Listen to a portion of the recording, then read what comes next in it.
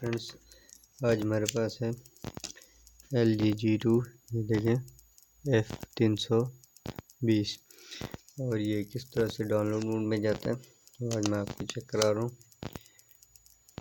Power button में अगर आपकी बैटरी फिक्स मोबाइल है तो आपने ये फर्स्टली इसको जो है वो अगर ऑन है मोबाइल तो ये दबा के रखें तो ये फर्स्टली जो है वो पावर ऑफ हो जाता है। दबा के रखें, बिल्कुल भी हटाना नहीं है, तो ये मोबाइल जो है वो ऑटोमेटिक ऑफ हो जाता है। तो आपने किस तरह से डाउनलोड मोड में ले जाना है, वॉल्यूम अप प्रेस करें, बैटरी लगाना और उसके बाद जो है वो मोबाइल वाली केबल लगाने, नेट केबल पीसी में लगी होनी चाहिए पहले। ये ऑन हो गया है।